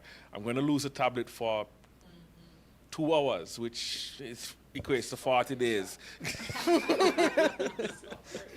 Right? So they know that if they carry out a particular behavior, this is a set consequence. That helps in terms of communication and understanding that, hey, there are consequences for my behaviors, but it means that my parent also has to meet me halfway. They're not going to go above and beyond to treat me in any other way, but they're letting me know that this is where we stand and it's what is appropriate versus inappropriate behaviors. Okay, thank you. So I do want your final thoughts, but before, I'm just going to share some of the comments that we're getting on YouTube. Okay, so Lorna Gooden 5924 says, thank you for this webinar. It has been very educational and eye-opening. All right. We also have Zany Z007. Thank you for your helpful and humane answers. These are crucial things to take into consideration with their care after this trauma. I'm assuming that's regarding the hurricane, right? Shirley Richards 4396 says, this is an excellent initiative. We're looking forward to other such presentations. Shirley, we won't disappoint you. We won't disappoint you, Shirley. More is coming. All right. Cassandra Smith 4695. Excellent responses from the panelists. She said 10s across the board. All right. Okay, so now let us go into our final thoughts. 30 seconds. Who is starting with? Dr. Morgan, 30 seconds on the clock. Okay, so I think that the most important things that we've talked about is how we can listen differently, how we can understand our children, right? We are past now. Children need to be, what again? How it go again? Need to be seen but not heard, right? That. We need to hear them, right? We need to listen to them because this is going to promote good development, good brain development, which means good physical, emotional, all of that. We need that for our kids. And I think that's, And just to reiterate that behavior is communication. Even if children don't have the words, even if they're not telling you how they're feeling, they are communicating through their behavior. And again, it's not just bad behavior or negative behavior. We can also learn a lot through children's joy and play and exuberance. And I also really want to stress on the topic of assessment and intelligence that there is a difference between intelligence and academic. And so really focusing on children's strengths, whatever that might mean for them, however they feel most intelligent and capable, reiterate that, reinforce that, focus on that. And I also want to add as well that it's not business as usual. We're dealing with an entirely different generation and set of children. And so the rules have changed. And so we're going to have to adapt as parents and evolve with them and help them to develop their own language. We may not understand a lot of the technical terms now that they use. Sometimes when my sons use words, I just roll my eyes because I have no clue what they're saying. But at the same time, I'm interested in learning from them. So it's not about teaching them everything, and they must know from me or learn from me. I need to learn from them as well. And so once parents begin to develop that attitude of always wanting to learn from our children as well, that begins the conversation and opens the avenue for bigger and better things from our children and even closer relationships, because it's not business as usual. We're dealing with a completely new generation of children. Okay. All right. Thank you. I know we said last remarks, but I also just want to add, you're already doing something right. By clicking this link, by joining this webinar, by being open and interested and curious about what we have to say tonight, you're already listening to your kids, you're already open to what they might need, you're already doing something right. Okay, thank you so much for your final points. So my takeaways from this evening as well is that we have to, one, interact with and know our children's behaviors so that we can know when they are changing, so that we can note if something is wrong. Two, as parents and caregivers, we have to be able to self-regulate. We have to learn to regulate ourselves, and then we can teach our children how to regulate, right? Three, if it is that you believe you need help for your children, to reach out to a professional, reach out to the CPFSA, right? We can call us at 211 or send a WhatsApp to 876-878-2882 or an email to report@childprotection.gov.jm. And if you need help for yourself, you can also reach out to a You Matter counselor by texting the word support to You Report at 876-838-4897 on WhatsApp and SMS, or at You Report Jamaica on Instagram and Facebook Messenger, as well as you can call the Ministry of Health's Mental Health and Suicide Prevention Helpline, 888 New Life. So there are many services available to you for free. You can also reach out to the guidance counselor at your child's school, reach out to the counseling department at your church, or reach out to a professional. You can call Dr. Kai Morgan of Dr. Kai Morgan and Associates. So thank you so much for joining us this evening. We really appreciate all the parents, caregivers, all the persons who joined, who are a part of A Child's Village. We know that you would have joined because you wanted to know more in terms of how you can assist the children that are around you. So we appreciate that. We ask you to stay curious and to stay looking for assistance in these areas. Thank you so much for joining us for this webinar.